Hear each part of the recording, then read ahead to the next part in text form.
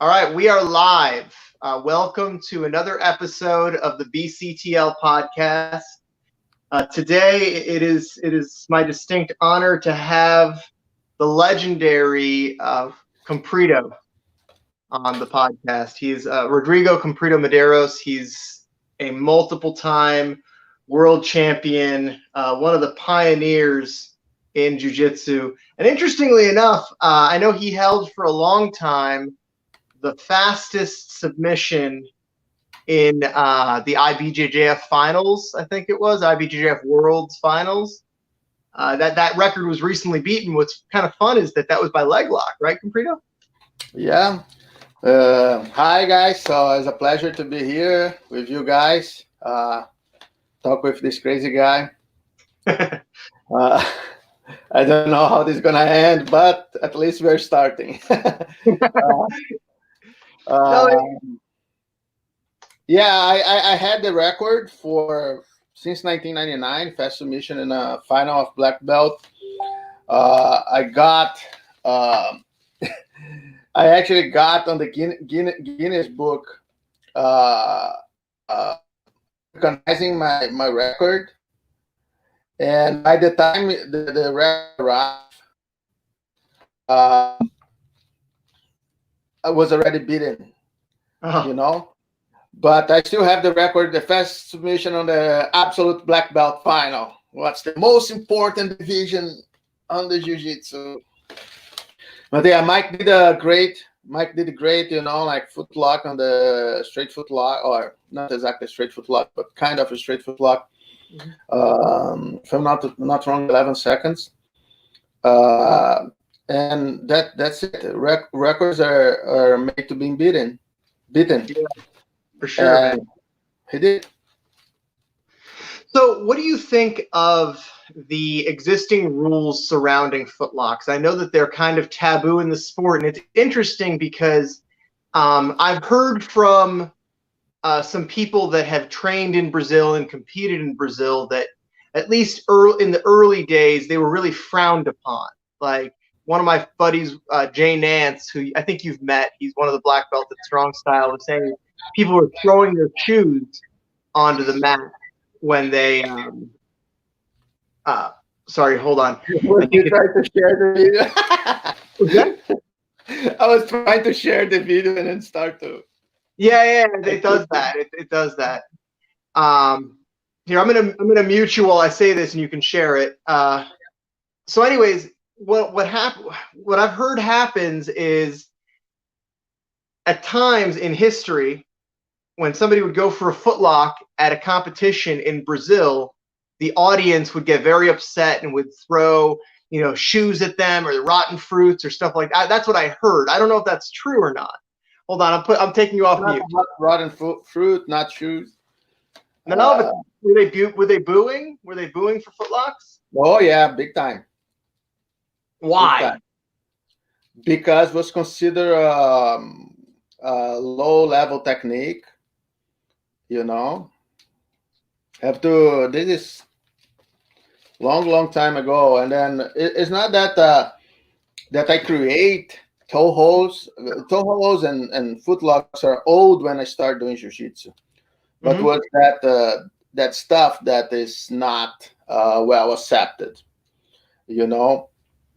So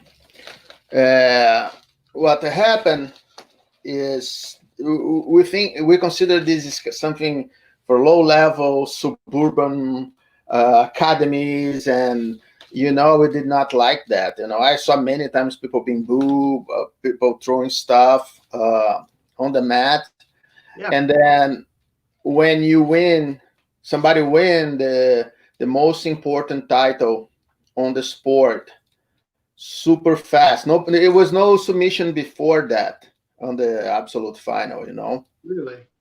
Yeah. So when that happened, this started to popularize the technique. And then at that moment, people start to boo and stop to boo and start to really focus and learn that, I had submissions before with toe holds and straight foot locks.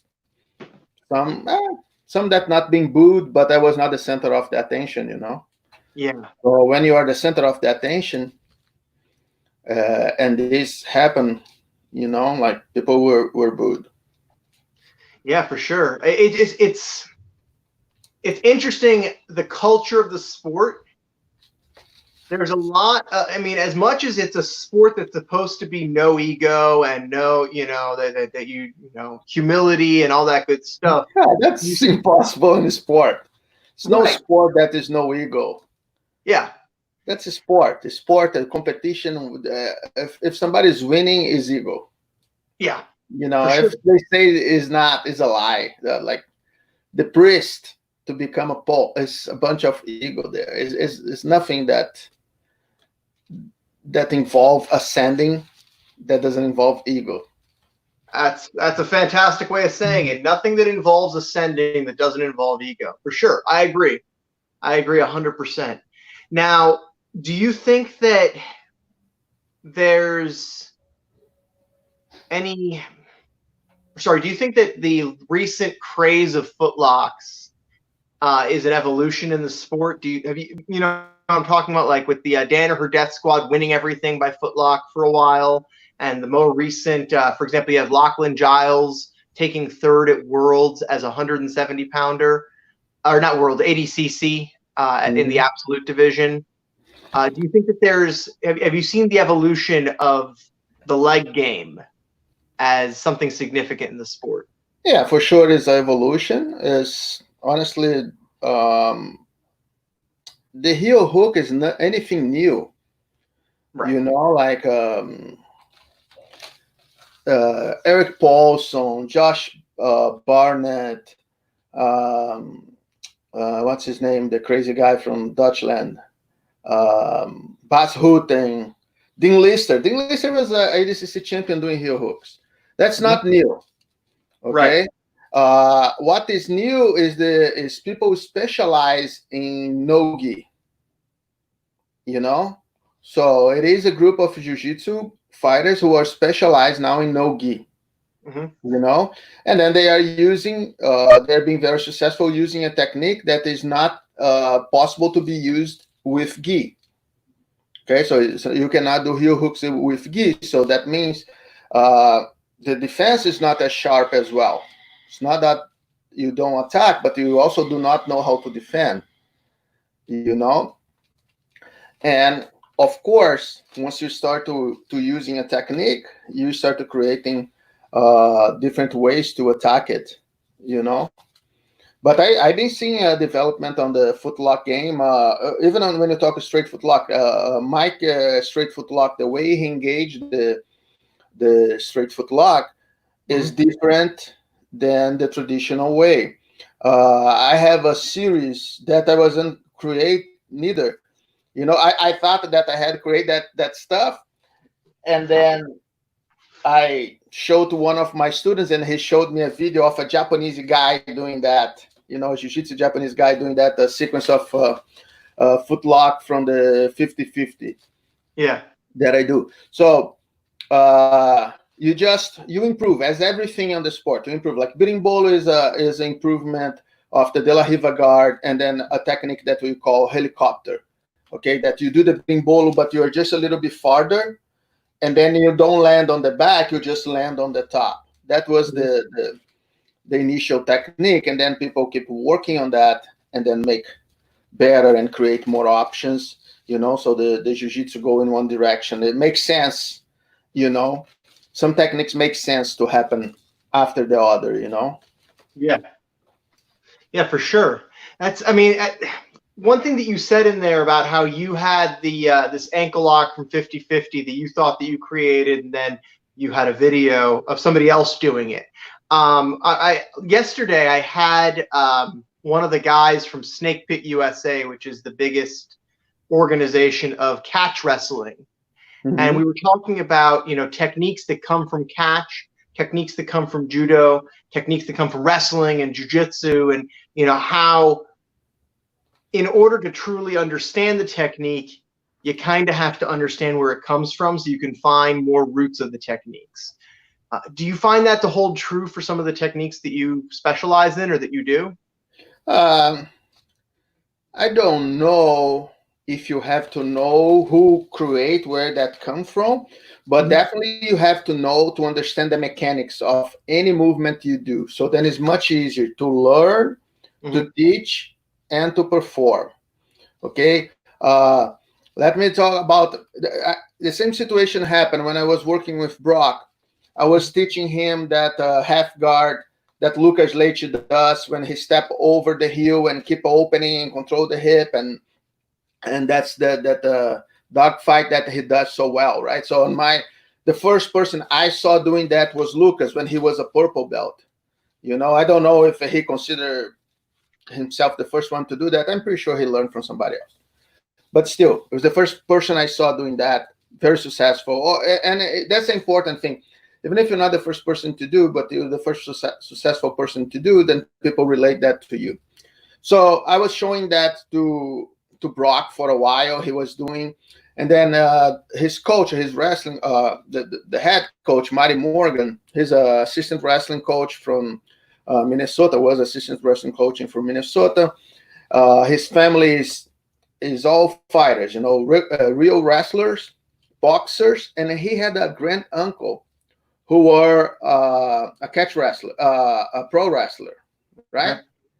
So one day he sent me a video, black and white, kind of like this style here, and then he sent me this video in black and white and said, "Go minute 2:36," and then was his uncle doing the same exactly movement to sweep the guy in a pro wrestling match. They did not follow up to that, after his sweep is other techniques that we use now that they did not use them. I saw judo guys doing the La Riva guard, black and white video of judo guys doing the La Riva guard. So the techniques are there. Is what makes sense to do with your body, Yeah. you know? So doesn't matter much if it's Mari Uncles or Lucas who created the technique. What matters most is if I understand the technique and if I make you understand the technique when I show to you. That's the point that I think is more important. When you are a teacher and stuff, and then it is okay to know the history where exactly the things come from, but you don't have to be good in etymology to speak good English. You know what I mean? Yeah. So it's not essential, but it's would be good if you can. Yeah. I agree with that. Another thing I wanted to talk to you about as far as that branch of things go, do you think that it might make sense to expand on some of the rules that are accepted in the sport? Like, for example, grappling industries, which is one of the bigger circuits right now, it allows reaping in the gi. And I've seen tournaments where they allow the heel hook in the gi. Do you think that that's a possible way to help the sport evolve? No, no, I don't think heel hooks are beneficial for tournaments and lower level tournaments. Even for black belts is something that people are going to be injured, and then if somebody is injured, it's bad for the association who put the tournament. This guy don't going to be competing. It's bad for the instructor that they're going to have this guy paying academy. It's bad for the person who is hurt, who cannot work and going to have to spend money do a treatment, and it's bad for the sport because this guy is not training. Is less people working on the development of the sport. Okay, I think Mhm. the heel hook is a danger technique that is really easy to hurt the other person. Then you can say, "Oh yeah, but you just have to be careful." But when you're competing, you're not careful.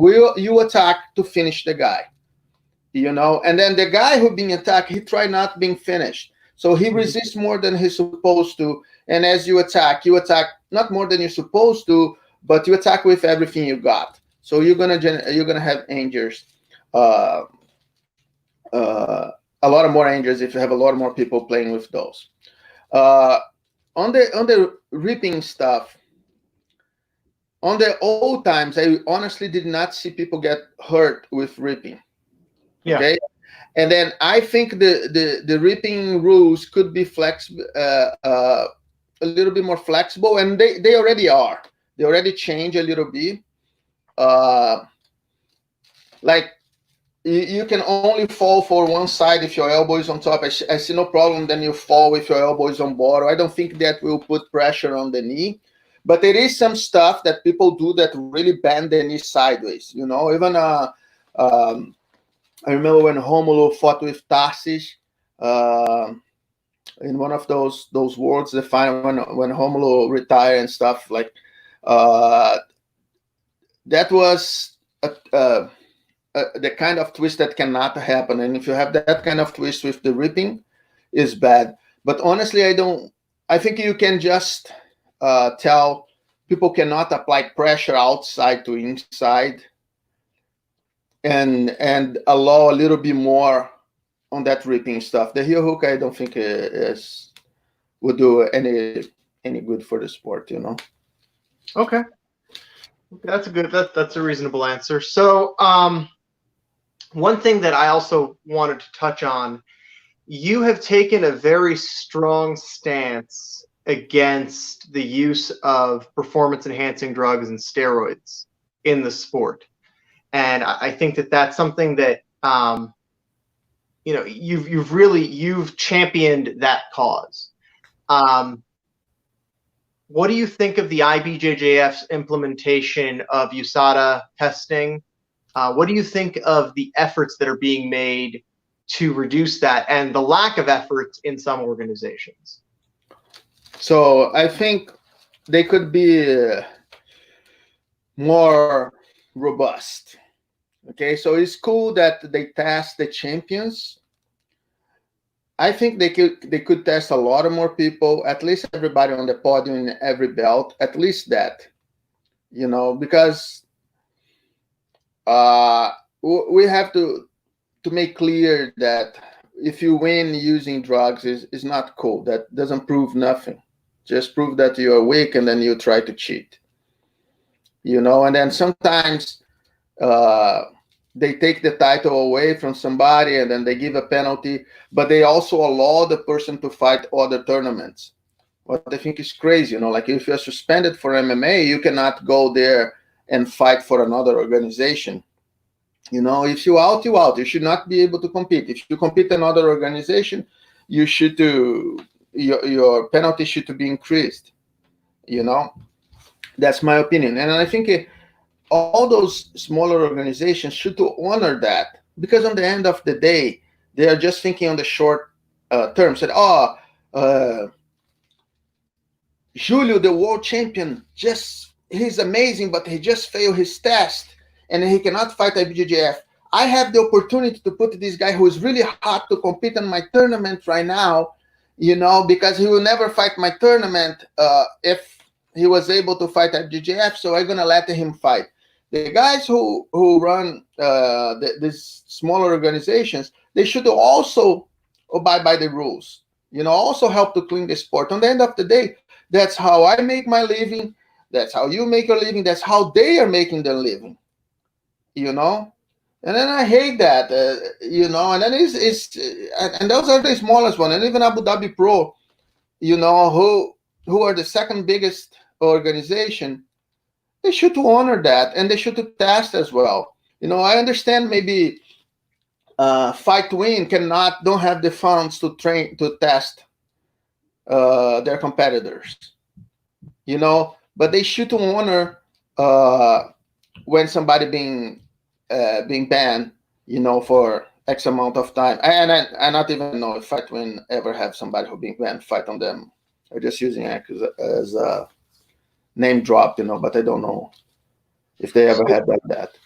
So an argument that I've heard against testing and in favor of allowing competitors to compete that have used PEDs, and I don't have because I consider myself to be a lower level competitor. I'm not trying to get on the podium at Worlds.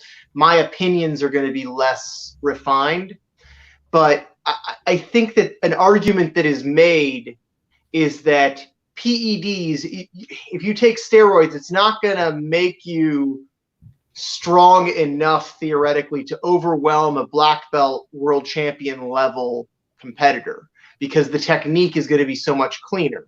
But I think the argument that's being made is that those PEDs are allowing these people to recover faster and be able to train more and be able to put more reps in and get more hours in on the mat. And I guess the question is there something inherently wrong with that if it's not against the rules? It is against the rules. Right. Now it is. But it is against the rules in every sport in the world. That's cheating in any sport. Okay, and then so it's few things. First of all, the problem is the black belt high level are the ones using steroids. Right. Okay, so they are the people who are doing that. Not just them, but they are the people doing that. So then people cannot catch up. And then, as you mentioned, steroid is not just about the power, because just having power doesn't give you much. Like, it's good to be stronger than your opponent, but you have to be more technical.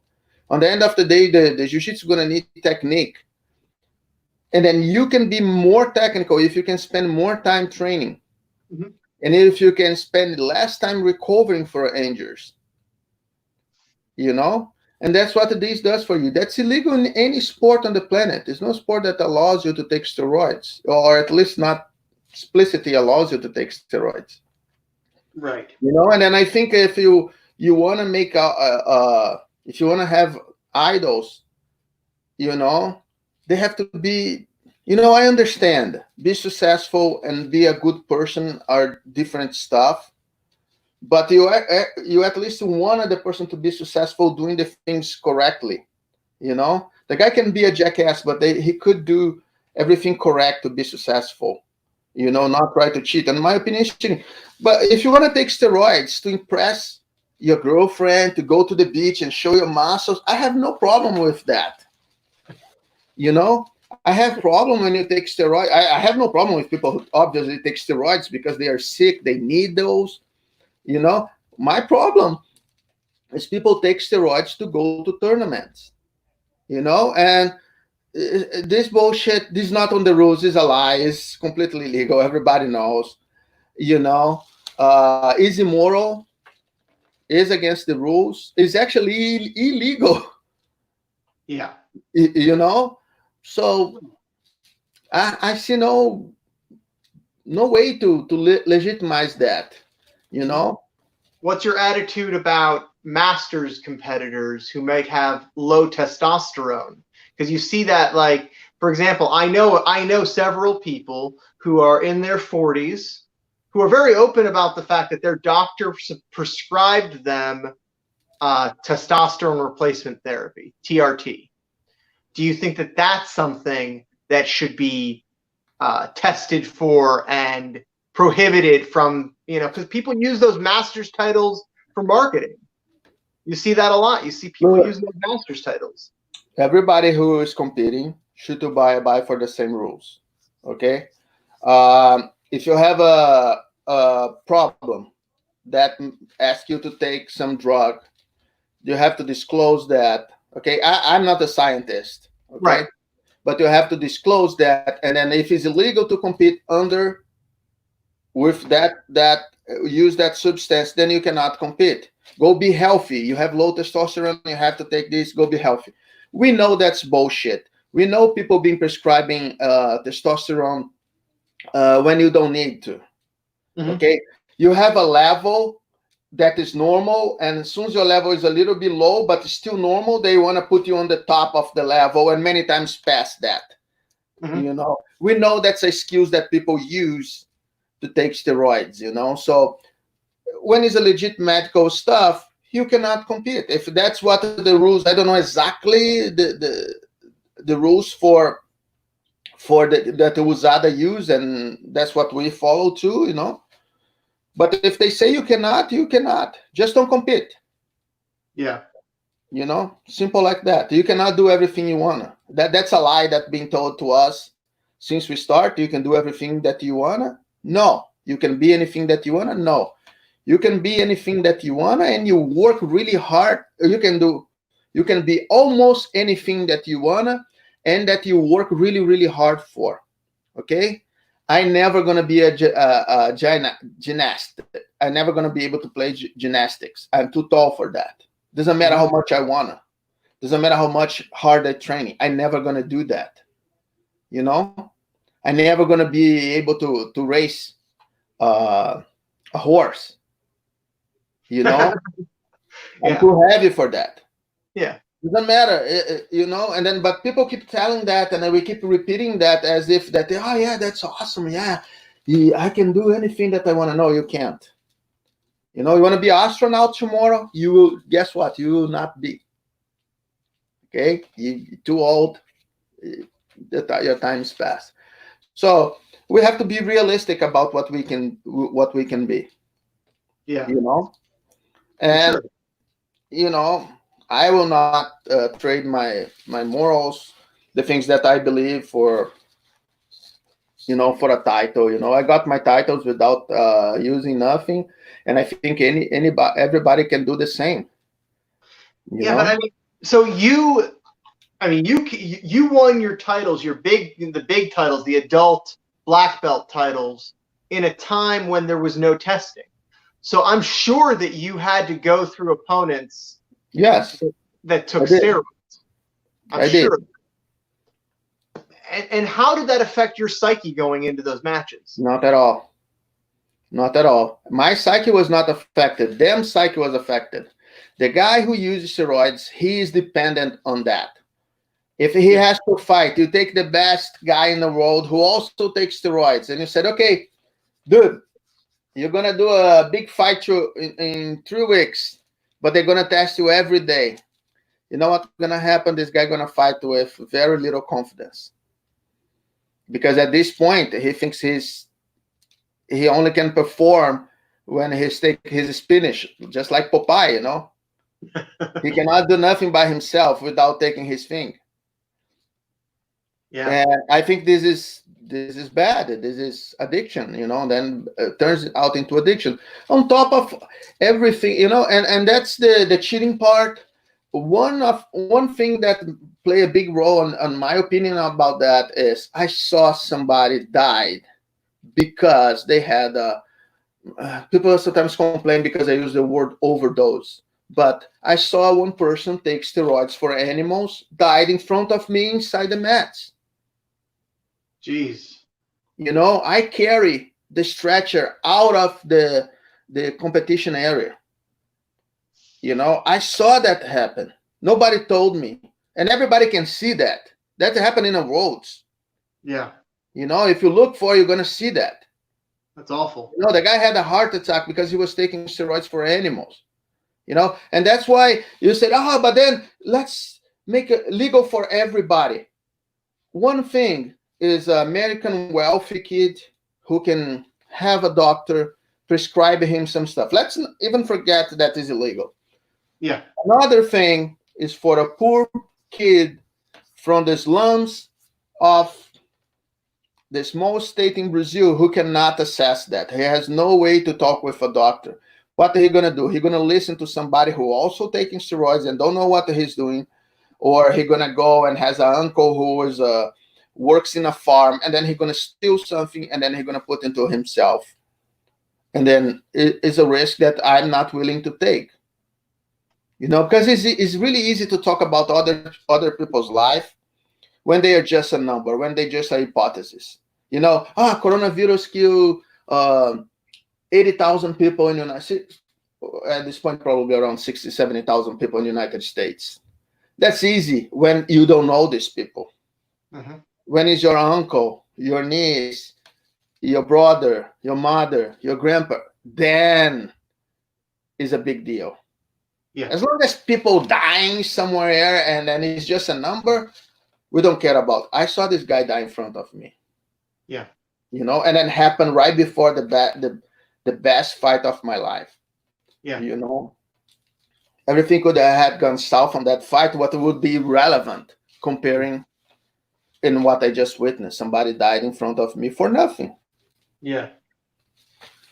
So this shapes my my opinion on that.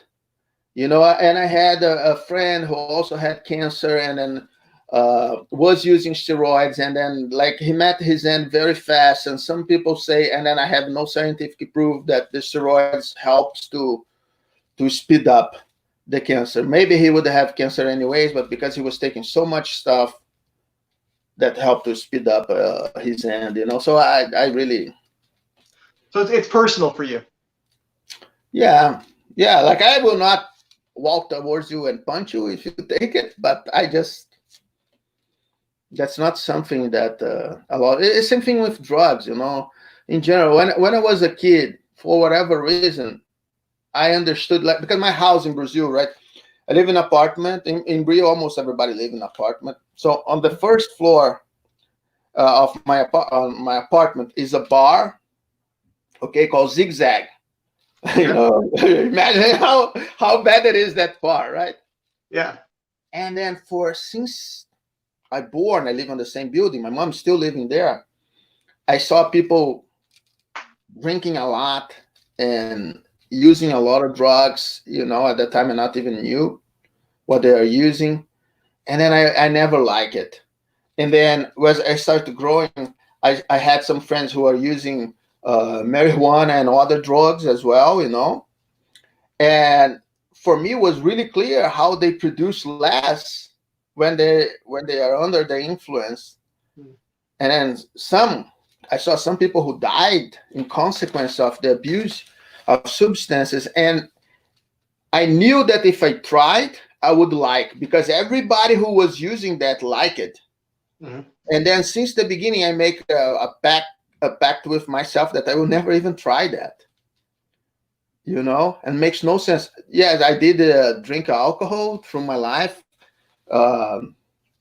not so much, especially I was competing, so but that was a factor that helped me to be a better competitor, because I was not so gifted. I was not super fast. I was not super strong. I was not super technical. I need to be the best I could. And if I was on the nightclub drinking and using drugs, I don't think I would be able to achieve what I had achieved. Yeah, that's an excellent point. Now, one thing that's it's interesting. You talked very briefly about marijuana, and one thing that's interesting is that there's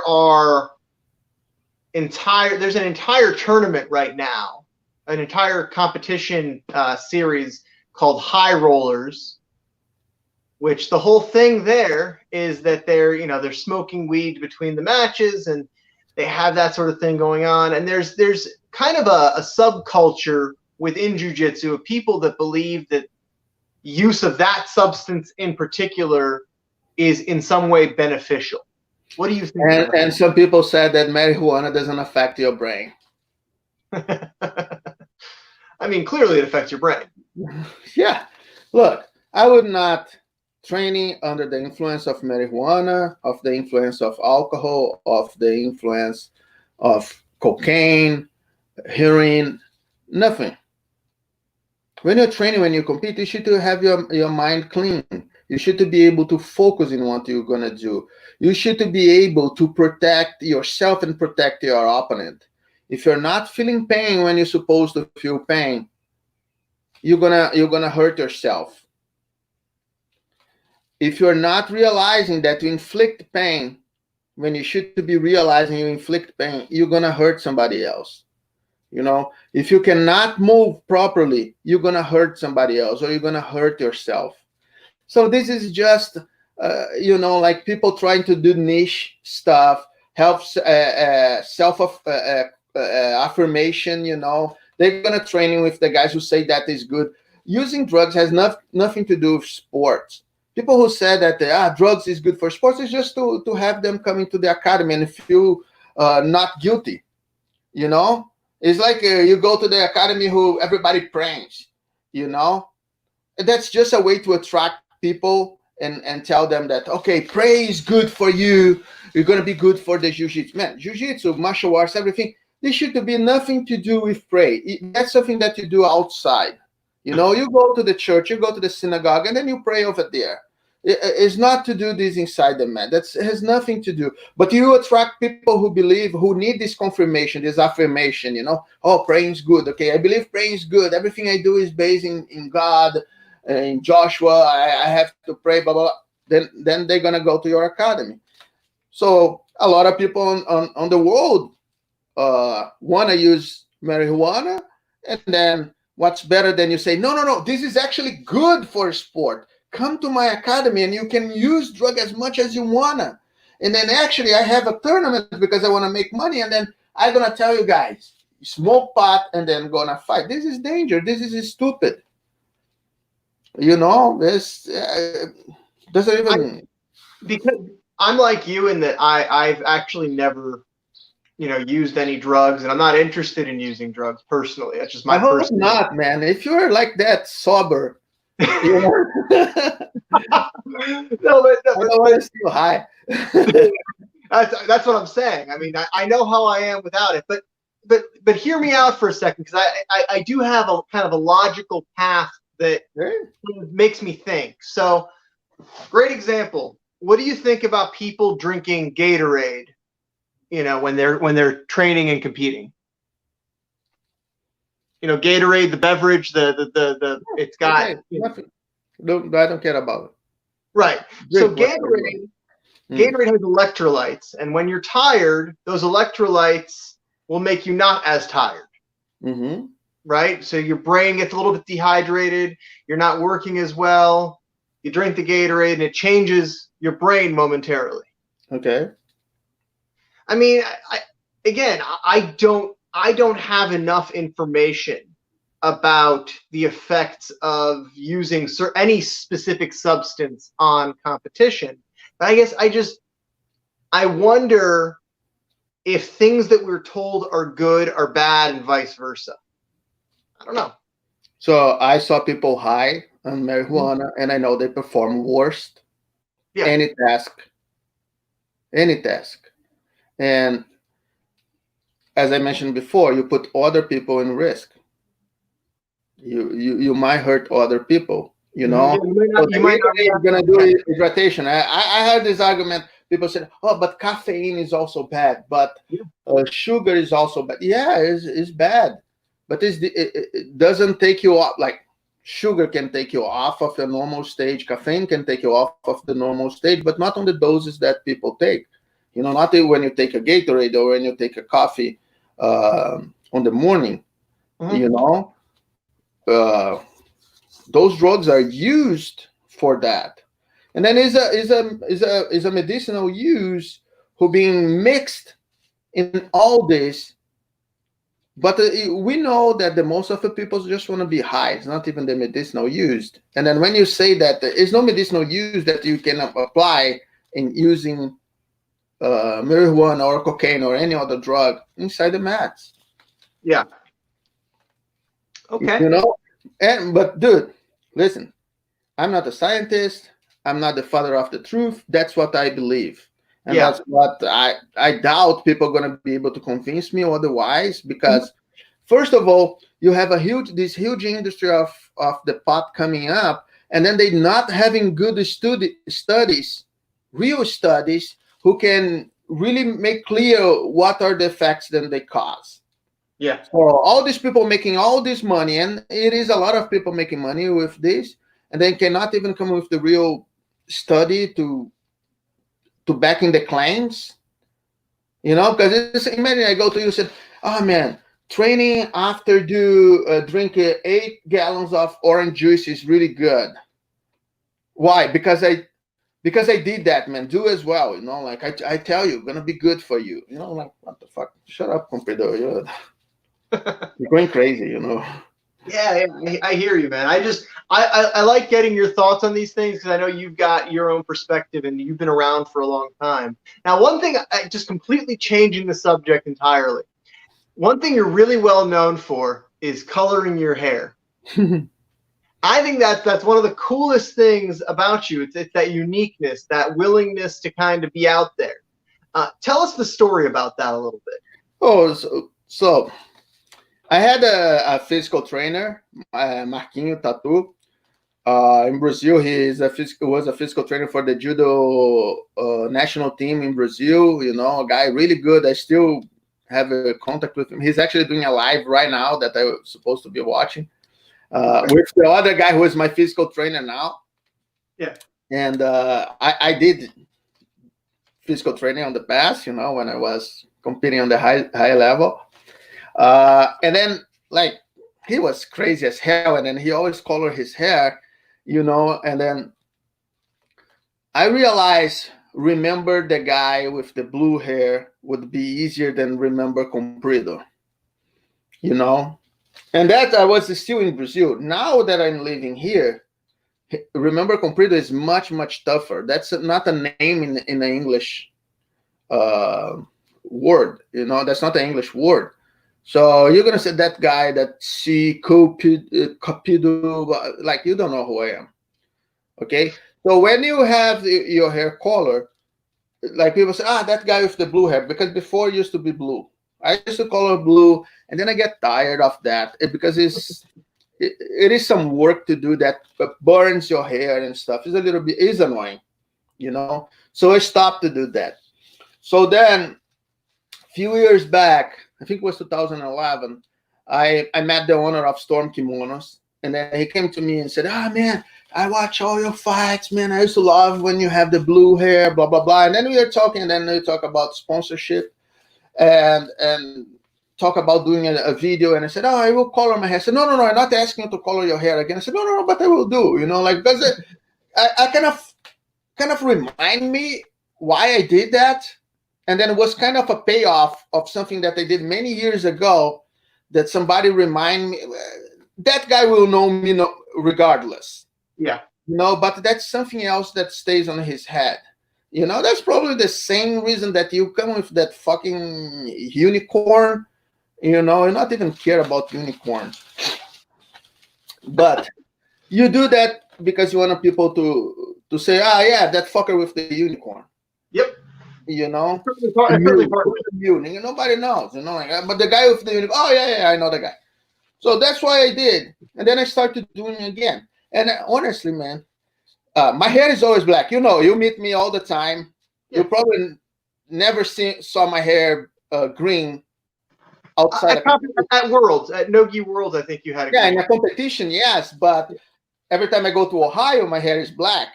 You know, and then people come to me and say, why your hair is not green? Man, because I'm not competing. You know, I'm just so that's the way I look. So you're saying that's not your natural hair color? No. I have to eat a lot of spinach for that stuff to get green. And that's the thing behind. It's just a marketing thing. You know, I actually recommend people to don't do it. You know, I have some friends, some people that I saw, they start to, Dunchi, the other day, he was coloring his hair. I said, Dunchi, listen to me, buddy. I'm older than you. I did that. Don't make this your brand, because you're going to have to keep doing forever. You know, and then that's something that is annoying. And then if it turns into a superstition, it's even worse. I had superstitions before. I tried to kill them all, because then if something goes wrong and you cannot find the paint to color your hair, you will not perform. You thinking about that stuff. On top of that, you can be disqualified because your hair is colored. Why? If you make if the paint of your hair goes to the other guy's gi, you can be disqualified. So, and then maybe somebody who doesn't know really well how to do it, then it will come a lot of paint on the gi to the other guy, and then you can be disqualified. If it's a little bit, it's okay, but if it's too much, you know. So the way I do to remove the green, I have to shave, you know, and then it is ways that you can just color your hair for a day, and then if people try to do that, they're gonna get disqualified immediately. They're gonna start to sweat, and they're gonna make everything color, and then they're gonna get disqualified. So I do not recommend that, but I I'm trapped on that shit, you know. So you resent it now, huh? I don't resent it, but I think people should to know. I did not know that that this would happen when I start. Yeah. You know, it's just like drugs. You always think you can stop whatever you want to, but you can't. Yeah, I mean, it's funny because for me, and maybe this this will resonate a little bit with you as well. But for me, the unicorn thing started as I wonder what the opponents are going to think. I wonder what people are going to think when they see it. I'll bet the people aren't going to take me as seriously. And I noticed that people behaved differently. They were almost more relaxed with me on the mat when they saw that I was wearing something silly.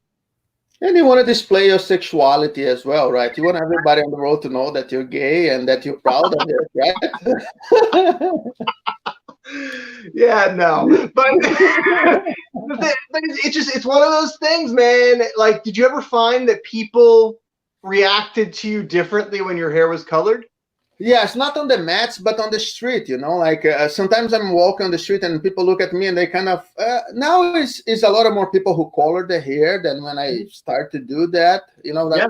Once again, I'm not the first person to do that. There was a lot of people coloring the hair, but today is a lot of more common. You see old ladies with crazy colors on the hair, you know. So I was in Europe, I saw some old ladies with like pinky on the hair, you know, and then the blue, green. I said, oh my God. But it was common that I'm walking on the street and somebody looked at me and kind of smile a little bit. And then someone said, what the heck is this person smiled to me for? And then I realized, I said, oh, my fucking hair is green, you know. And then I get, sometimes I get Monday, right? Because I normally compete on the weekend and then I go back and I normally take a red-eye flight back home Sunday. So Monday, I wake up really tired and go to the gym, teach. I have a class at lunchtime Mondays. And then I go to the kids' class on the afternoon. And at that point, I not even shave. And then the kids go crazy. They love it, you know. Of course. Of course. I bet the kids love seeing you like that. Oh, yeah, they do. They love it, this stuff. Now, it's really interesting, you know, the fact that you made that your brand when that's so, it's almost counter traditional, like it's against a lot of traditions of, you know, the you wear a white gi and, you know, you be serious and all that good stuff. What do you think of the traditionalism in a lot of the old school mindset of the sport? And I think it is good. If it works for you, it's great. You know, I come from a generation before yours. Mm-hmm. And I really think a lot of stuff that your generation, the one after that, does is stupid. As my father probably think the same thing about my generation, you know, and as I think his generation was old school and those guys know nothing. So this is normal, you know, like you always think you're better than the ones who are behind you, and then you always think that the past was better than what's going on right now, you know. So you have this nostalgia for whatever, Mm-hmm. for the school time, for the time that whatever, you always have that.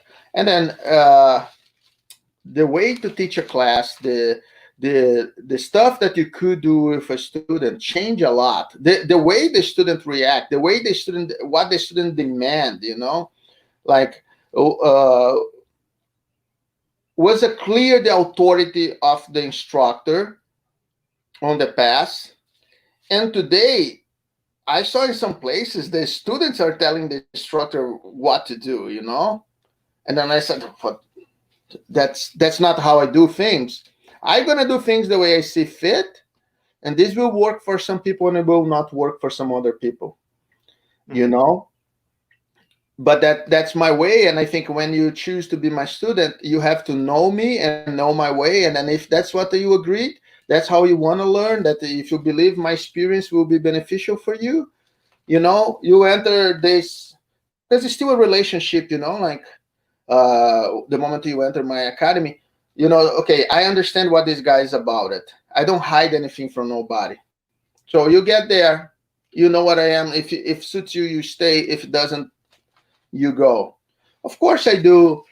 I do try to change and to accept the stuff that I don't like. You know, I don't like the fucking unicorn, but I respect you. You know. So, and that's normal because I don't have to like you because you do the same thing that I do, because you believe the same thing that I believe. I have to like you because I know you. Mm-hmm.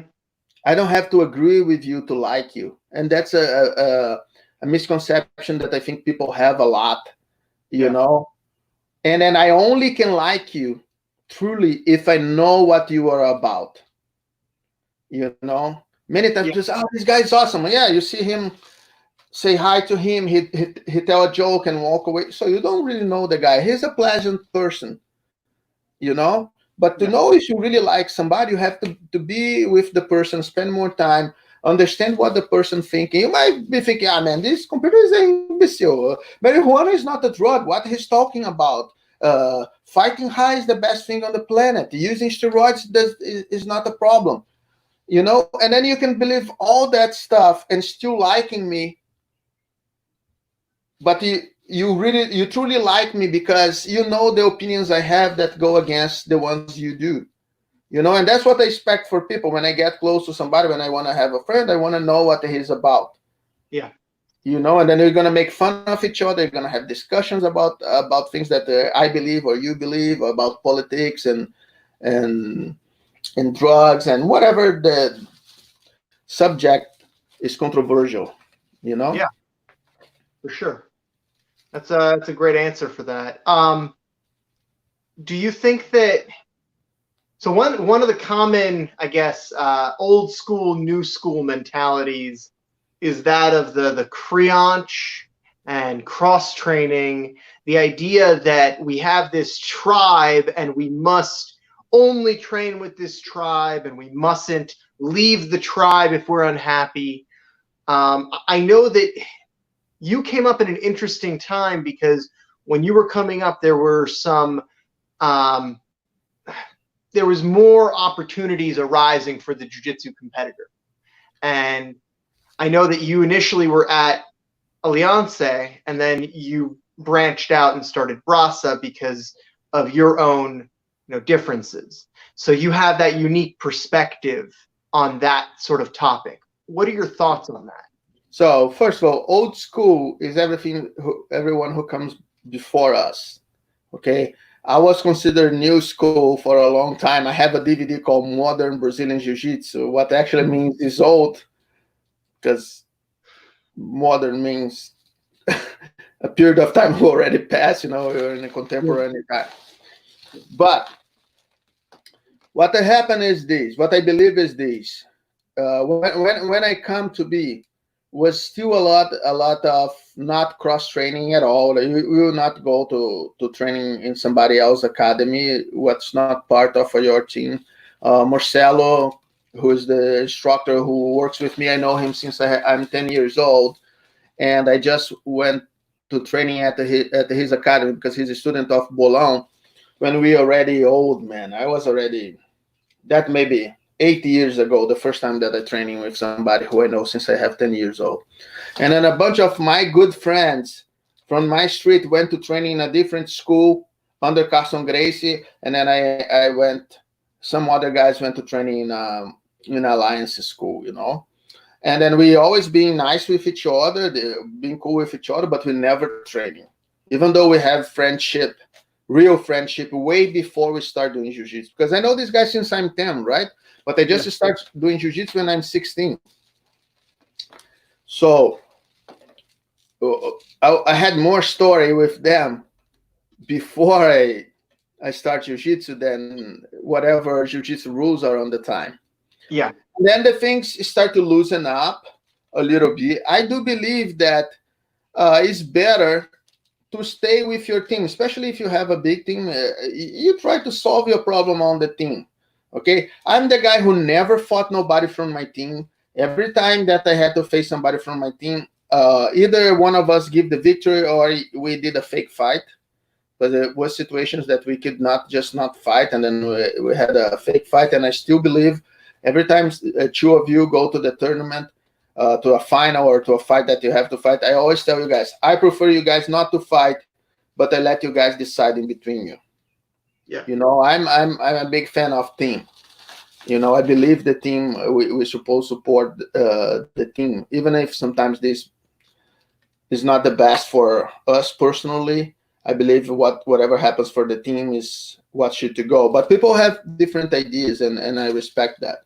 So now it's a lot more common the guy want to go and then go to the open mat on this academy, on that academy. I don't like that. I don't do that.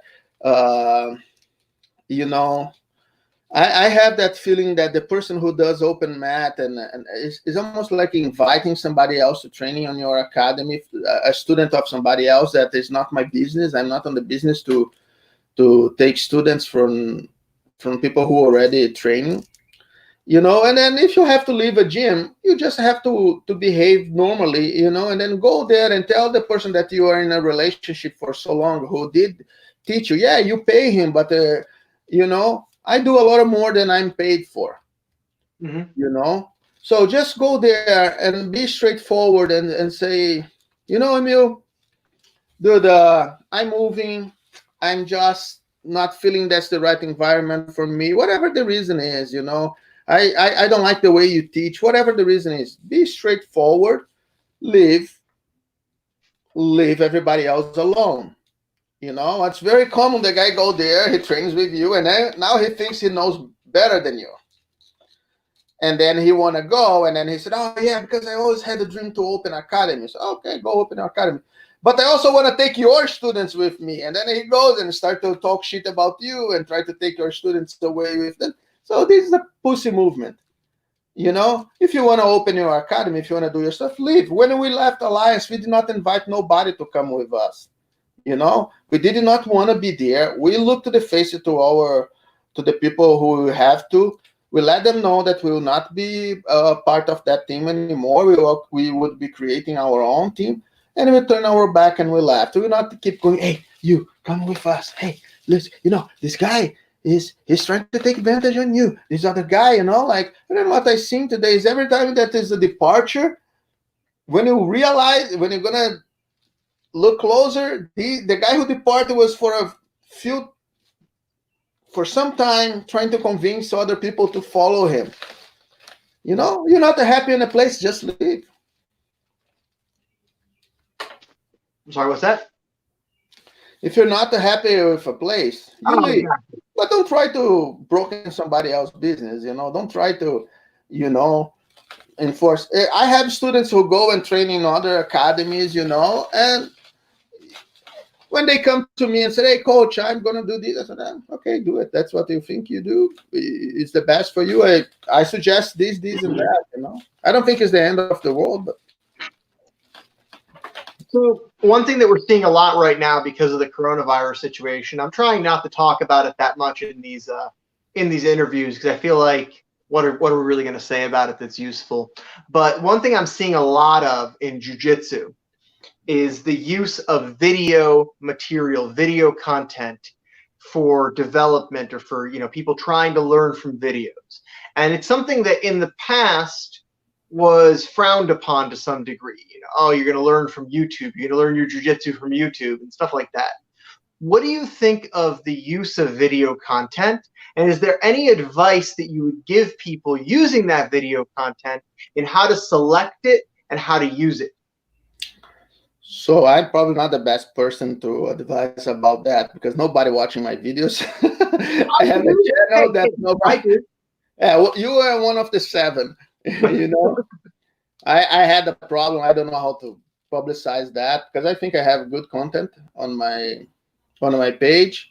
But look, one thing is when you can just look to the video and go back to your academy and then use the video to help you to understand something better, to ask questions to your instructor, because I can teach you the same technique that Pablo teaches you, and then maybe the way I explain makes different for you. You know, I remember one time I was teaching, I was with Damian Maya, right? So he went to do a video, and then I was there. I was his dummy, right, on the video. So we were there, and then he showed the technique, and I said, "Oh man, this technique is super cool, man, really nice. I'm gonna use one day." And then as soon as we stopped, the camera stopped. He said, "Do you know who taught me that movement?" Right? I said, "No." I said, "You." I said, "No, it wasn't me." I said, "Yeah, it was you. I use all the time. You taught me that." I said, "No, Damien, I did not teach you that." He said, "No, yeah, you taught me that this day. I always remember that." I said, "Damien, I did not taught you that." He said, "Yes, you did." I said, "Damien, I did not know this technique before watching you do." And said, "Yes, you did." And then what happened is this, Emil. I show him something, and then he take and then probably twist a little bit, and then he explained in his own way what's very different than the way I had explained. Mm-hmm. And then makes so much sense for me that whatever technique I know that has any similarity with that was forgetting, you know. So when you watch a video, maybe the way the guy explained, maybe that makes easier for you. You know, you've been in my seminars before. I like to do a lot of analogies and kind of explain the why, because that's the way I understand. But maybe that doesn't work for you. Maybe for you it's just better when the guy just show the technique and make it, you know, pointing to the most important parts of the technique. That's the way then some people learn. Some people learn just watching. You know, they don't need too much explanation. Some other people need more explanation, you know. So this is valid. I don't think you can just get content from YouTube that is different than, let's say, the Zoom. Because on the Zoom, we are interacting, you know. So that's what when this happened, I did not know what to do. So I started producing videos and sent to my students, right?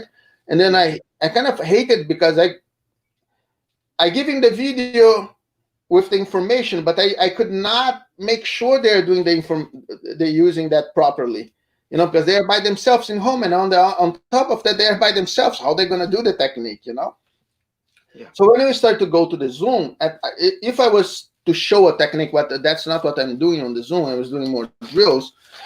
If I was to show the technique, I can see you performing the technique, and I can say, no, hold a little bit higher, hold a little bit low, because the technique works for me in a way, and it's not the same for you. I'm taller, I'm heavier, I'm fatter than you, you know? So I need some adjustments for my body type. You need some other adjustments for yours.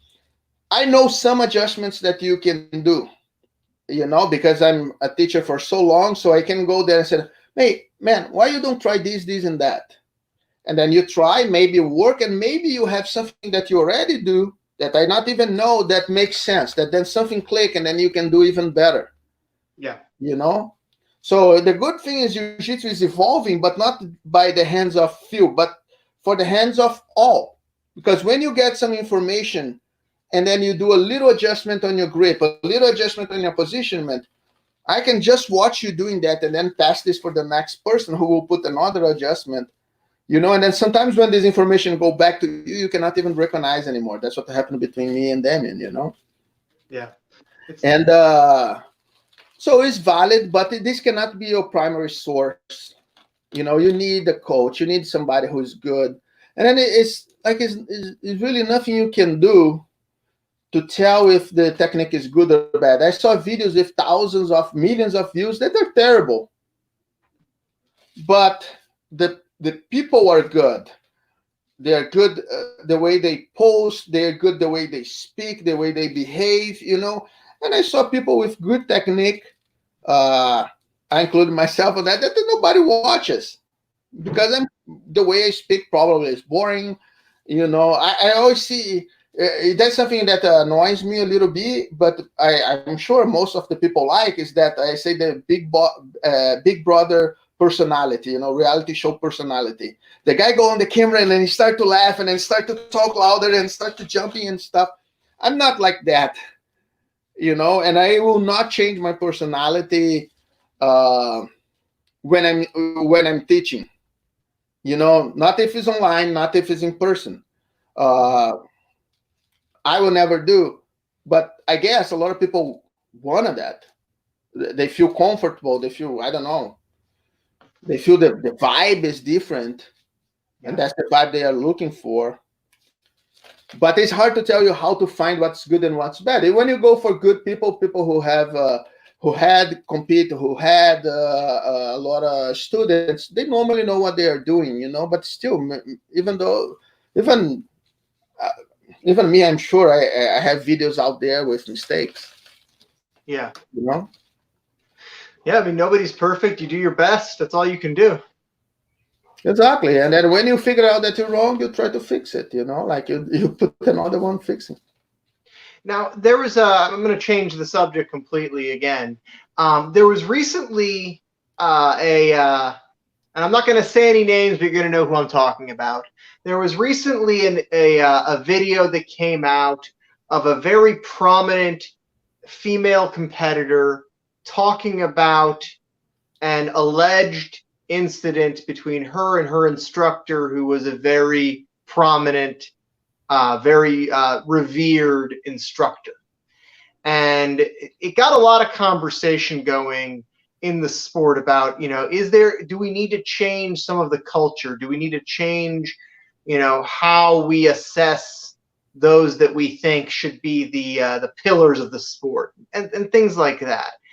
Do you have any thoughts on that kind of subject matter, on, the growth or the importance of maintaining professionalism in the academy? So what I say has nothing to do with this case. I know really well what you're talking, which case you're talking about. I have stuff that I saw happen, and I know one of these people really well, and I have my opinion over that. Right. The only thing I can gain commenting this case is I only can gain less followers commenting this. Okay, so we're not going to talk about it. That's fine. Okay. That's fine. So earlier in our conversation, we said how success has nothing to do in be a good person and be a nice guy. Mm-hmm. Okay. So people have his flaws, and people with flaws achieve high level positions, and people with flaws have lower positions as well. Yeah. And you're going to see the guy on top try to take advantage of the people on bottom, and people on bottom try to take advantage of the guy on top. Okay. So that's the way we are. It's not jiu-jitsu. That's the way humans are. You're gonna see men trying to take advantage of women, and women try to advance their agenda, try to take advantage of men as well. You have to make sure that you try to learn who the person that you're having relationship with is. And I'm not saying physical relationship. And friendship. I described that how I believe is a relationship, in the academy with your instructor. Yeah. If you're seeing something that you don't like, that you think is inappropriate, then you're free to go to another place. If you see something that is criminal, you have the duty to report. Yeah. And if you are a coach and you see something inappropriate happen, when you look to your students, it's the same. You can expel the person from your academy, and if it's something really, really serious, you have to report to the authorities. Mm-hmm. And I think it's always good when you believe people in general. Okay, you cannot say, you believe one gender and you never believe the other. One gender is always lying, one gender is always telling the truth. That's bullshit. Yeah. Okay, so when two people have different stories, you have to try to investigate, not us. Yeah. This level is police. When a crime being committed, you go to the police and say, hey, police, figure this out. The problem now, people, is jumping to conclusion about something, they hear a story for two people they don't know, and then they want to believe you in one way or another, as if everything that I hear that comes from the mouth of somebody who use marijuana, I assume immediately is wrong.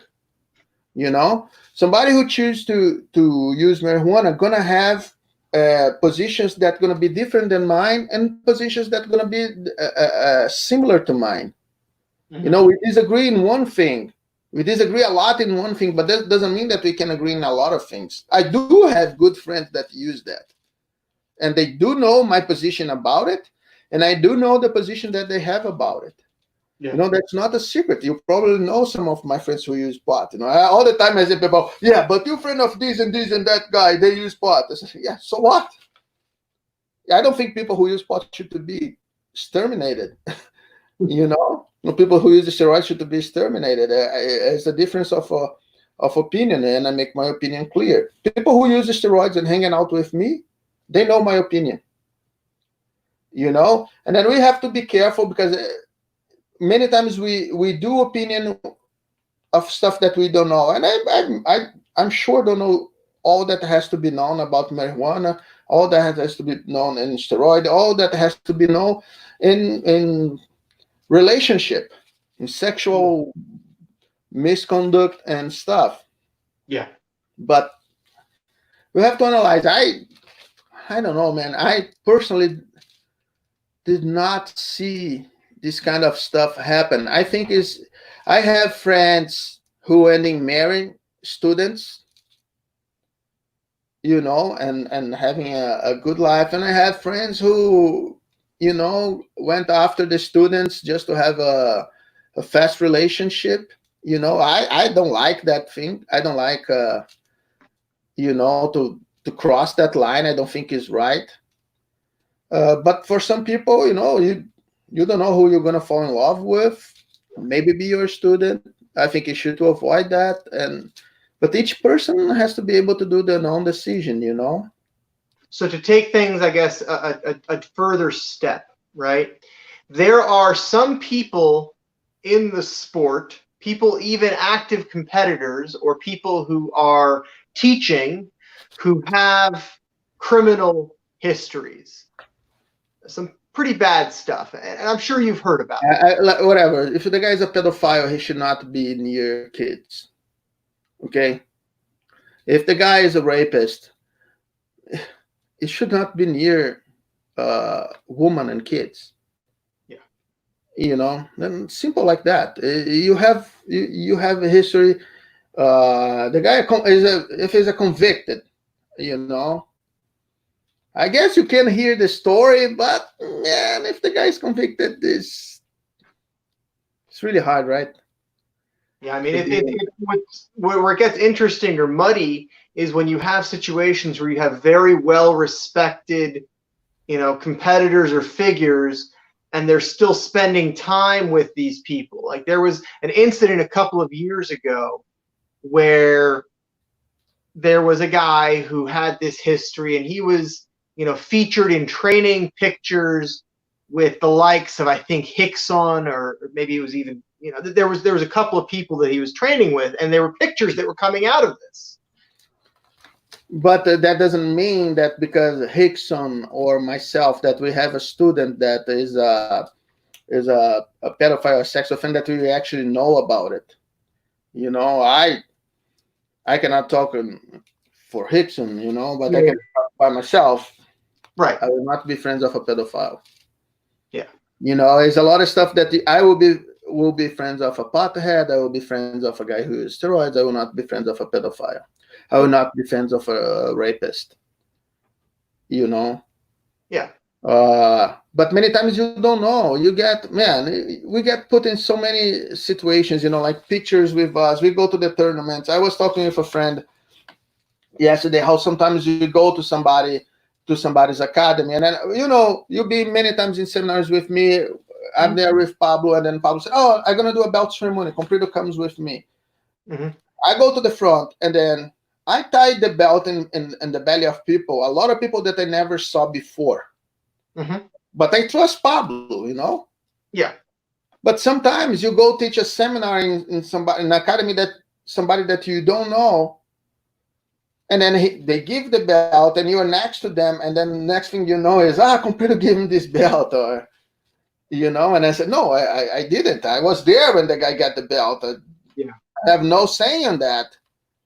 You know, Pablo is my affiliate, so when he comes, it's very common that they ask him, said, I think about to give this guy a black belt or this guy a blue.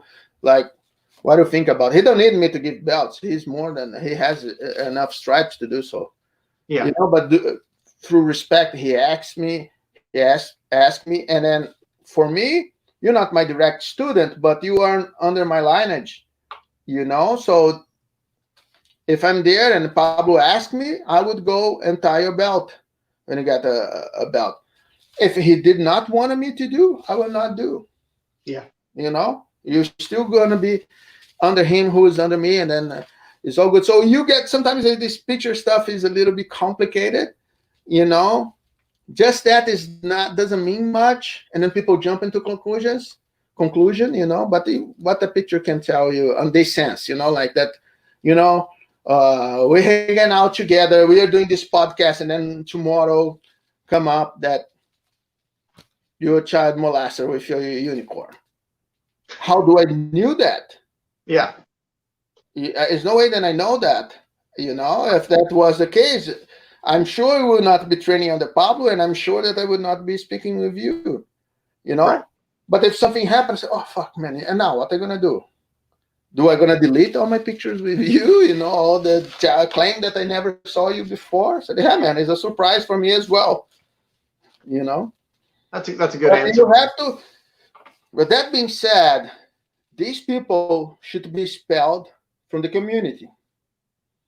Okay, people who commit violent crimes and especially stuff against kids and sexual abuse should be expelled by the community. But we also have to be careful to don't jump into conclusions, and because somebody says something, you assume right away. Yeah. You know, I've been hearing rumors about crazy stuff for my whole life and stuff that makes no sense. Gotcha. Do you think that there should be any process for that? Do you think that we as a community need a better self-policing system? Yeah, police. Call the police. You see something that should not be happening, call the police. Mm-hmm. You are not the right person to make a decision if X, Y, or Z behave properly when he's interacting with X, Y, or Z. I'm not the person. You know, so let the police, let the court deal with that. You know, the federation has to deal with federation issues. You know, like you are a pedophile, but you are also a black belt. Doesn't mean that you're gonna lose your belt. You're a pedophile and you're a lawyer. You're still a lawyer. You know, you're whatever, and whatever you do, you learn. You don't forget. You know, but we gonna sanction your new school for a pedophile? No. Do the lawyer association will sanction this guy? Probably not. You know? Gotcha. But I don't think IBJJF or any other organization or trying to put stuff together will do any good. This kind of stuff is to be solved in the courtroom and with the police. Give to the police officers, you know, make a call. Hey, this happened. I saw this guy doing this. I saw this girl doing that. Investigate. So another topic, kind of, you know, again, switching gears back to technique and back to jiu-jitsu. One thing that we're seeing a lot more as of the past maybe 5-6 years is a different kind of professionalization in the sport. We're seeing a lot of these EBI style rules tournaments coming up with cash prizes. We're seeing things like, for example, EBI or the Zapatero Invitational or the Submission Underground that Chael Sonnen is holding. And it's drawing a lot more attention to the spectator aspect of jiu-jitsu. What do you think of these specific different rule sets that are coming up? And do you think that there's anything that can be done to better professionalize the sport? To better professionalize, all the entities should use the same rule set. That's the way to professionalize. You know, you don't play soccer in a different rules on the East Coast and then on the West Coast. You know, the rules should be the same. That's the way to professionalize. I don't know that those tournaments attract more attention than the major tournaments. ABI had a big advantage, has a big platform that is the UFC All Access, you know. ABI is almost, they are changing so much. Like they have some stuff with slaps and stuff, and some other stuff that, like, I disagree, you know, with some of those rules. That this thing about start on the back, see who finishes first. You know, honestly, I don't follow much this circuit, so I cannot talk too depth about them. But I think they should to follow the same set of rules. You know, every time you change the rules, you try to be clever and create something that suits you. You know, like it is consequences. When you say submission only, not necessarily going to be the best guy to win. But if I'm worse than you, but I have a much better condition than you, and I'm not terrible, you know, I just have to wear you off and finish you on the end. Let's say, okay, I fought Metamoris with Saulo, right? Yeah. So Saulo passed my guard and mount me at some point. Saulo is really good, and definitely he can pass my guard and mount me. But I can guarantee you he will never had passed my guard on that moment if we had points. Because what I did over there, I went for a terrible submission for a bicep crunch that I knew I had very, very, very little chance to finish, just because those are the rules of the tournament. Okay, so he take advantage of that and pass and mount.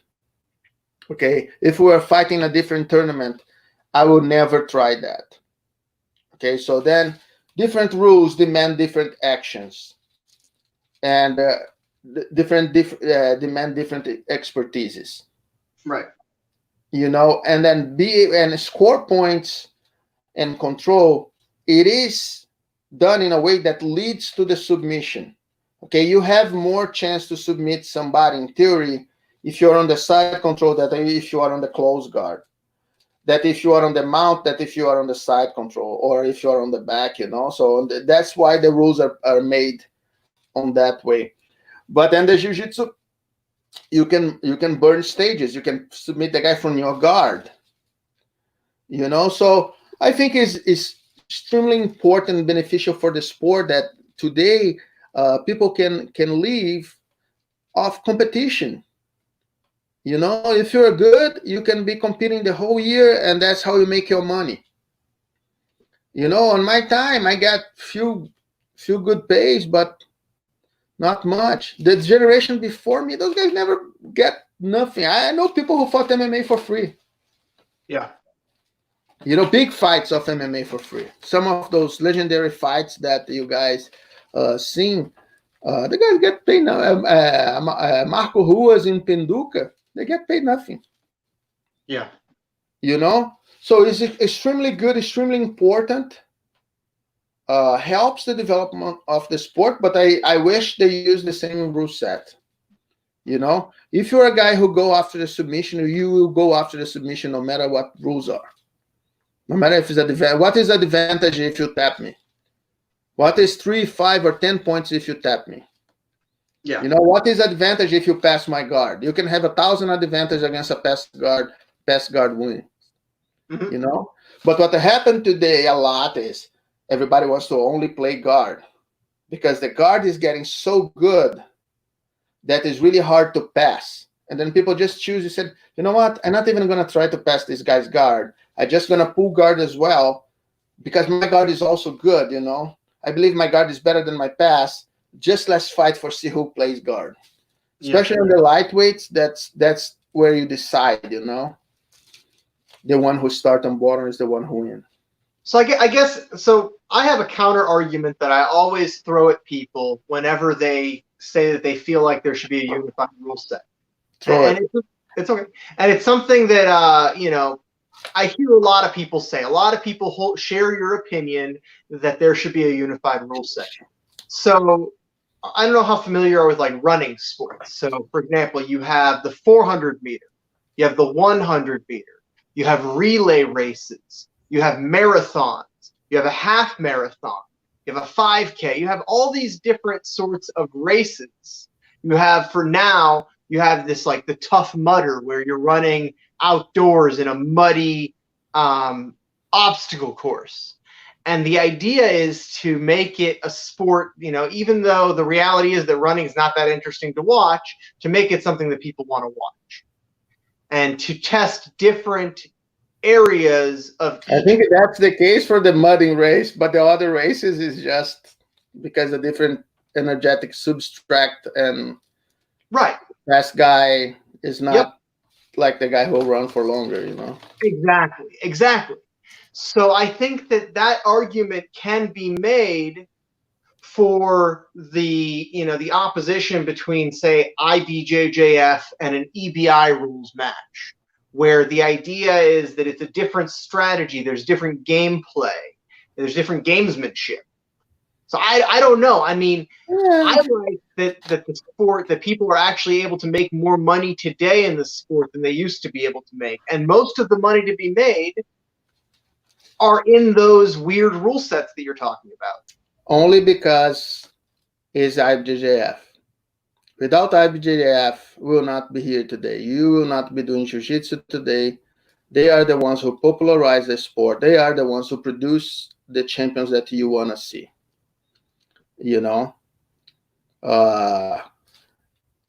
Gordon Ryan want to beat the IBJJF champions.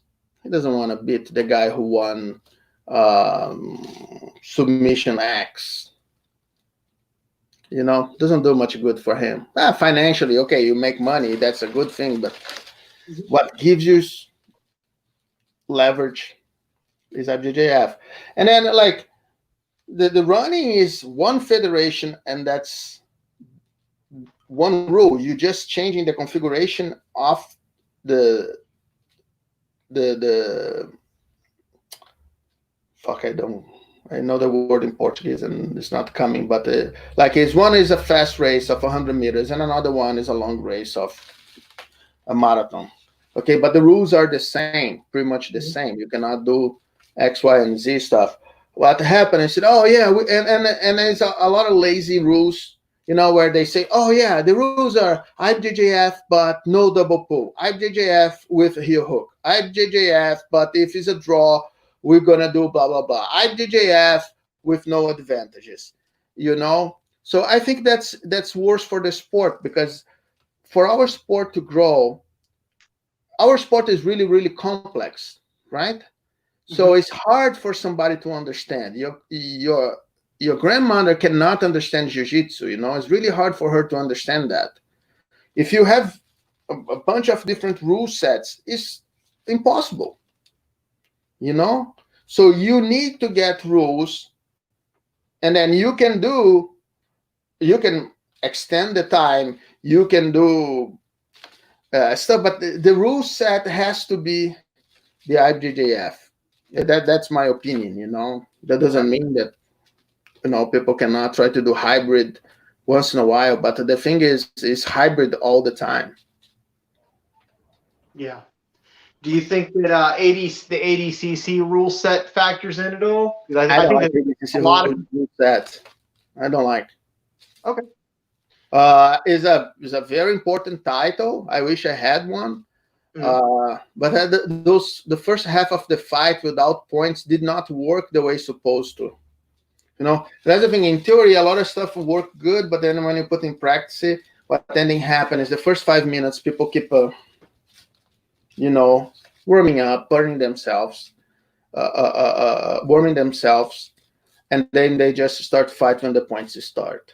It's rare that you see somebody start with 100% against somebody on the same level, Because it's easy you go and do a blitz with somebody in a lower level. When the guy is on the same level than you, or when the guy is above your level, start really hard against him is most likely not the best strategy. Can work once in a while, but it's. But it's not my favorite rule set, even though it's an amazing tournament. Yeah. So one last question for you, because we're at the hour and a half mark. So we talked about two of the metas in the sport, the Berimbolo game and the leg lock game. These are two things that, people didn't really have good defenses against them. People didn't have great ways to stop them. And then some people took advantage of that and brought them into the mainstream. Or you see that with Worm Guard now. What do you think the next big meta game in jiu-jitsu is going to be? Man, honestly, I have no clue. Because, as I said, it's not necessarily something new. You can start doing something like you can come with cross grip again. Guard with cross grip is something that people do not do. Passing with knees on the floor. Now today is a tendency to pass standing. Yeah. So and knees on the floor stop a lot of attacks. Mm-hmm. And then it will change a little bit the game. But this is something that becomes fashion. It's not just to be efficient, but it has to be fashion. That's people have to start to fall in love for something. I have no idea what's gonna happen next. But not necessarily gonna be something new. As you said, look, Worm Guard is old as well. The name is new. Jefferson Moura used to do that like a master, like I remember fighting Jefferson Moura. I get my arm all wrapped up.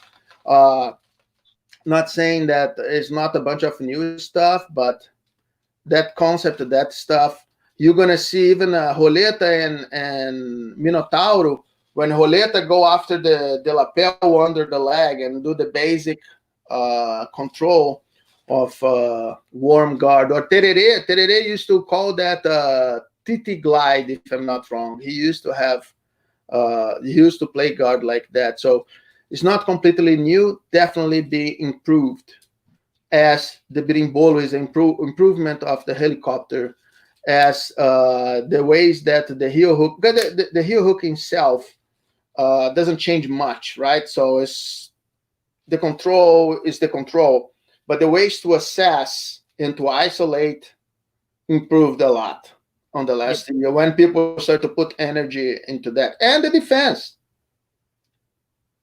Once people started doing an attack, you start doing that, come up with the defense as well. Mm-hmm. Yeah, I don't think that there's any new techniques, really. I think that if you have human movement, there's no such thing as new human movement. People have always done things, with their bodies. And so to say, oh, it's going to be a new technique, somebody's done it before. Yeah, I agree with that. I seen by myself, we talk about that earlier on. Yeah. But yeah, I don't have a crystal ball. I don't know what's gonna be. Like I said. It's fun to speculate. Yeah, maybe passing with the knees on the floor, even though I don't think the next thing gonna be in guard passing. Probably gonna be guard. I've heard a few people say that they think wrestling is going to be the new meta. That we're going to see much more wrestling now that you have some of these younger competitors like the Tackett brothers and John Combs. You don't think so? No, because to fight wrestling, the other guy had to want to fight standing with you. Yeah. And for a long time, this is only going to happen when your guard pass become better than the guard of your opponent. Mm-hmm. And this is going to take a while to happen.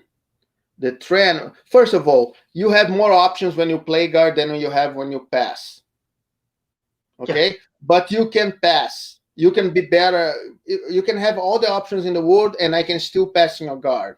and I can pass your guard every single time. The moment that the top game become more efficient and people start to focus on the top game and become good on top, better than they are on bottom, that's when the people are going to start to fight standing, because then they will not want to go down. And that's when the wrestling can come and be part of it. Right now the wrestling would be useful. People would be putting other people down, but there's a lot of people who play guard who don't want nothing to do with that. I have the arguments with students of mine. I said, no, I pull guard anyway. They said, hey, what do you do when you have a single leg from the guard and the guy stand up? How will you finish if you don't train in wrestling, if you don't train in standing? You have to do it. You don't need to shoot the single, take it out here. But when their leg is here, you have to know how to get the guy down. Yeah. So I don't think wrestling going to be anytime soon, because for this to happen, the top game has to be the trend. If I have to guess, I would say cross grip. Cross grip? Yeah. That's fair. And one last question. I've heard said by several jiu-jitsu instructors or several people that are they have that cross discipline with MMA, that they don't feel like jiu-jitsu can be done without striking. What are your thoughts on that? Do you think that striking is necessary for a person to be practicing true jiu-jitsu? No, I think it should be part of it. Not striking, but people try to label jiu-jitsu in a way that suits them. Self-defense jiu-jitsu, sport jiu-jitsu, invisible jiu-jitsu, jiu-jitsu for MMA, no-gi jiu-jitsu, American jiu-jitsu. That's all the same shit. Gracie, all the same shit is jiu-jitsu. Okay? So when you do jiu-jitsu, you should be able to defend yourself, to do self-defense, to fight MMA, to do sport jiu-jitsu, to do whatever invisible jiu-jitsu is, whatever Gracie jiu-jitsu is, whatever American jiu-jitsu is, That's all marketing, a label for marketing. But you on jiu-jitsu, you don't have to be good striking, but you have to know how to defend yourself, and then the really basics of throwing punches and kicks. You're never going to be good unless you do boxing or kickboxing or Muay Thai. Yeah. Okay, you're not going to be a good puncher doing jiu-jitsu or wrestling. Okay, you're doing wrestling, you're never going to be a good puncher until you go to the point that you learn how to throw punches. The thing with wrestling is your arm is really heavy, like the movement they use on the wrestling is also a similar movement to the punches. So when they learn how to punch, they always put a lot of weight after the punch. That's why you see a lot of wrestlers who knocked out people. And then jiu-jitsu is a lot more loose, is a lot more lazy. And then normally when you see a jiu-jitsu guy throwing a punch is normally weaker than a wrestler, because of this difference of the training. Of course, a jiu-jitsu guy can learn how to strike well, and a striker can learn how to fight on the ground. But I don't see that on this way, and then you're going to choose what suits you, But jiu-jitsu is jiu-jitsu. Fair enough. That's my opinion. Jiu-jitsu is jiu-jitsu. Comprido, thank you so much for coming on and spending all this time talking to me. It was great chatting with you. Is there anything else before we cut this out that you want to talk about? Any topics that you want to throw out there for people? Any opinions that you want to express, or any shout outs? I want to shout out my friends from Storm Kimonos and for Defense Soap, who are always supporting me. My teammates from Braza, tell you guys can find me here in Chicago if you guys are around. Actually, my academy is in Bloomingdale. I'm on the social media. If you use @CompridoBJJ, you're going to find me. I have this YouTube channel that nobody watches, also Comprido BJJ. You can go there. And if after this interview, I think you guys gonna know me a little bit better, so it will be easy to hate me or to love me, but at least knowing what I believe. Yeah, for sure, man. Hey, thank you so much, and thank you for all your contributions to the sport and for for just being you. You know, it was Yeah, great having you on. whatever. We do whatever we can. I love what I do, and you know, let's hope that we get together in person very soon, and the sport keep developing with people thinking just like me, and with people thinking 180 degrees apart of me, because we need that for our sport to develop. Great. So for anybody watching still that wants to tune in, tomorrow 5:30 p.m. I've got Josh Palmer coming on. He is an announcer for Kasai, Polaris, and several MMA organizations. Tuesday at 10 o'clock p.m. These are all Eastern Standard Times. 10 o'clock p.m. I have Herman Lee from Dragon Force coming on. Wednesday is John Combs. He's an elite jiu-jitsu no-gi competitor. Thursday is Andy Rovat. He wrestled in the 2008 Olympics. Friday, I have Mr. Jiu-Jitsu. He's a internet personality and BJJ black belt. Next Saturday is Joe Bays, the leg lock legend, and next Sunday is Eric Paulson. That is the current schedule. Don't miss Eric Paulson. That guy knows everything about everything, and I'm not joking, and I'm not being sarcastic. That is one of the most knowledgeable people that I work on my whole life. He knows everything about striking, and he knows everything about grappling. He's amazing, and he's a very, very good person. You want to meet a good person, be friends of Eric Paulson. I'm very excited for the guest list. I'm going to be continuing to announce new episodes as they come up. And thank you guys so much for tuning in, and have a wonderful day. Thanks, man.